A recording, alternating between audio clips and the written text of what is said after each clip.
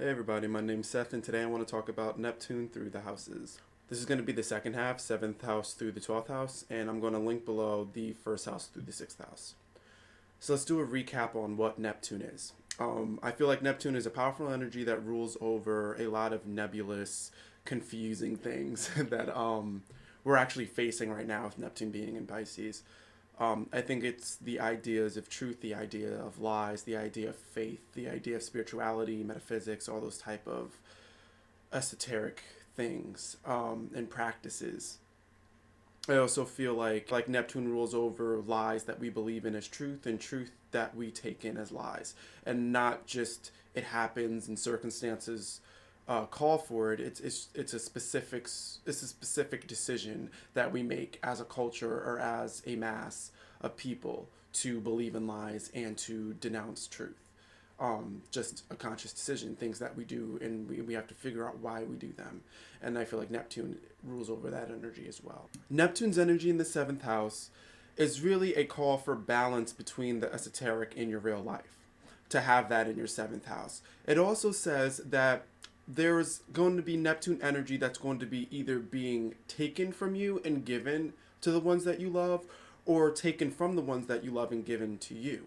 The idea of exchanging this energy, passing it along, the conduit being the communication between the people that you love and yourself. That activates that Neptune energy, and it causes it to be released between you and others. And for it to be released to cause balance and harmony and compromise between you and others, you and the world. The 7th house is a house that's looked at as a relationship house, but I feel like the idea of relationships is just a byproduct of what the 7th house really represents, and that's compromise, harmony, and balance. And that being said, between platonic, romantic, and forced relationships, like people you work with or acquaintances, those type of relationships are where that Neptune energy is really powerful for you. That is where you'll run into it, and that is where you're expected to utilize it. When you see Neptune in your 8th house, you start to see a bit of guilt attached to esoteric things. Maybe you've used it in the past, or you will plan on using it in the future for your own personal uses, for your own gains, or for your own vendettas. This sort of guilt that gets attached to Neptune asks for you to purify what it is that you consider guilt worthy, to purify these things and bring to light these things that you try to hide from others. It's something that's inescapable if you ever really expect to become a spiritual person, to find a guru that works for you, or to be a guru in life. Neptune in the 8th house also says something about your spirituality needing to be liberated. I feel like Scorpio energy, the 8th house energy, Pluto energy calls for liberation. It calls for you to face what needs to be faced and rise above. Liberate yourself and liberate these energies that are incorporated with Scorpio, the 8th house, and Pluto. So when you see Neptune in your 8th house, Neptune is telling you what about your life needs to be liberated. And these things that you're hiding from others, these things that will most likely now be tethered with the esoteric, with spirituality, with religion, with metaphysical practices, all these type of Neptune Piscean things, all of those things are going to have something to do with a part of your life that needs to be liberated, a part of your life that you need to face publicly and stop hiding from others and show everyone how to survive. And to secretly keep this information for others to discover. Put it out there for others to discover later. But put it into your own words, put it into your own symbols, and make the spirituality work. And deal with the pains that are going to come with facing these guilt-ridden things. With Neptune in your 9th house. Neptune in your 9th house is asking for you to explore the metaphysical, explore the spiritual, explore the religious. It's almost giving you the idea that nothing sounds right when you hear about spirituality, when you hear about metaphysics, when you hear lies, and when you hear truth, when you hear confusing things. Anything that confuses you, you're going to want to go for that.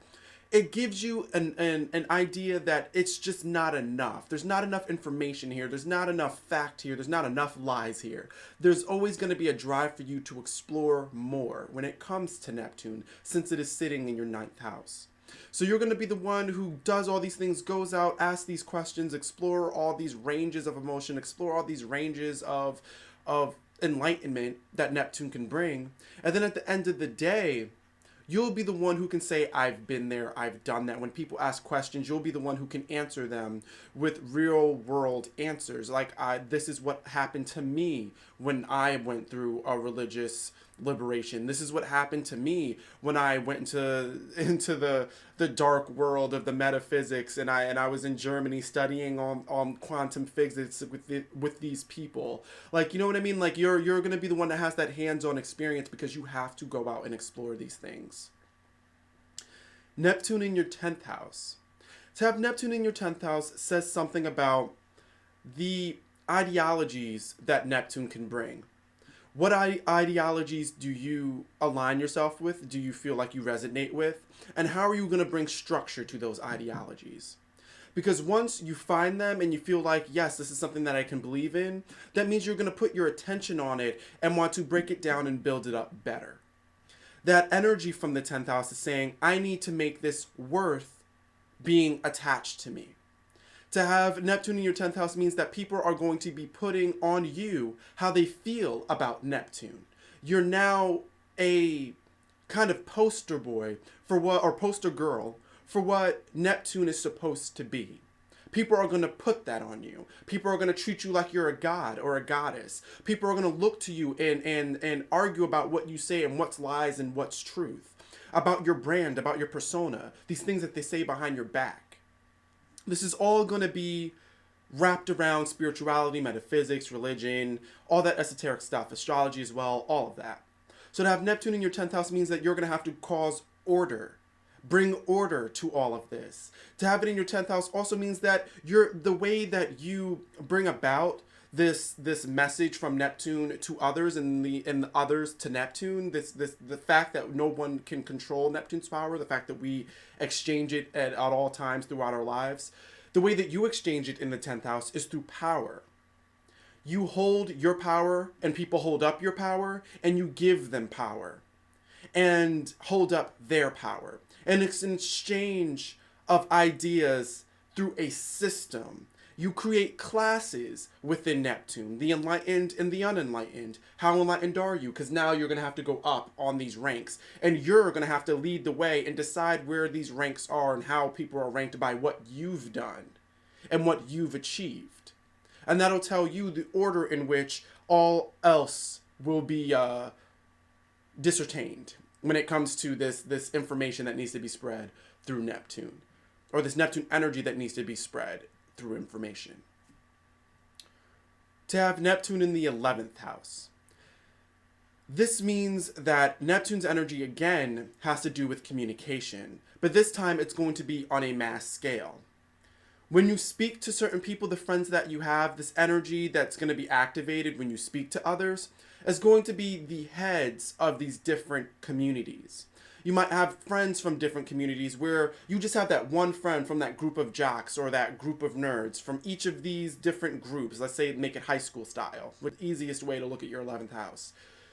And you'll take one person and just really give them your all, give them that energy, give them all these messages for them to take and spread throughout the rest of their community.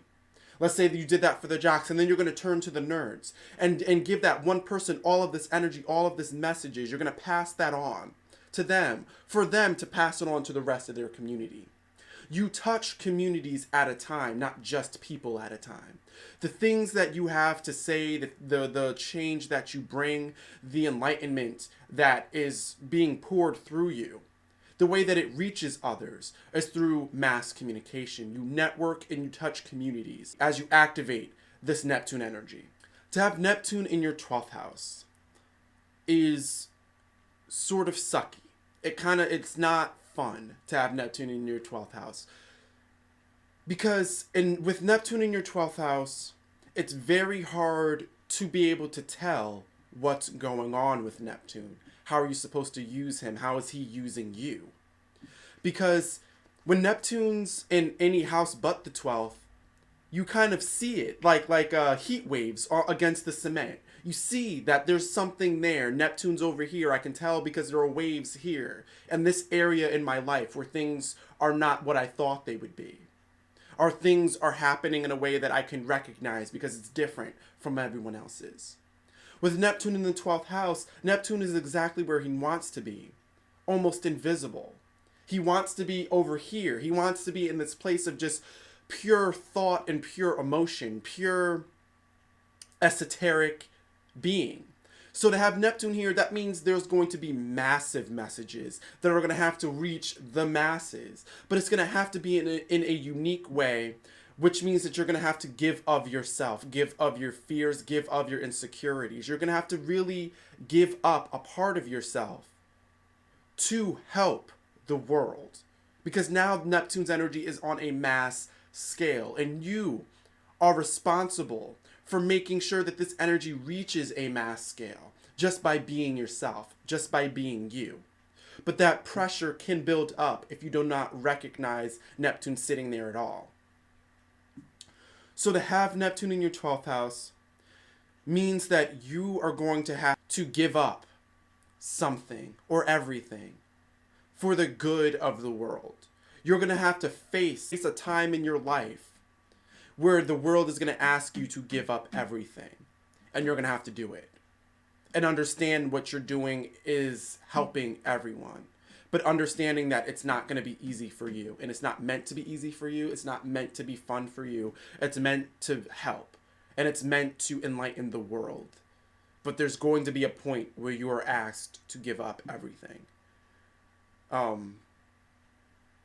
It's kind of a dark ending, but it's true. But I mean, think about it. Who else can save everyone? Who else can help everyone? Who else can just spread these great ideas?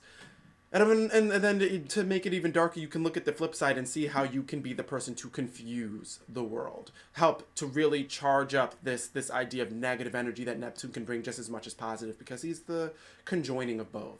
There is no evil or good when it comes to Neptune. So you can just as easily confuse the world as much as you do enlighten it. You can spread the messages of truth just as well as you spread the messages of lies. But it really comes down to you and your soul and what you feel like you're meant to do. And the effects will affect the world with that Neptune in the 12th house. This was a fun series. It was a short series. I wanted to really knock it out and get it out there because I've been thinking about it forever, what happens when you have Neptune in these different houses. I think my next series is going to be the difference between energy through the ascendant, the sun, and the moon, like the personality placements. So, yeah, look forward to that. I look forward to talking to you guys more. Thanks for watching. Subscribe, book a reading, check me out on all my other bullshit. I put it in my links below. And, yeah, thanks.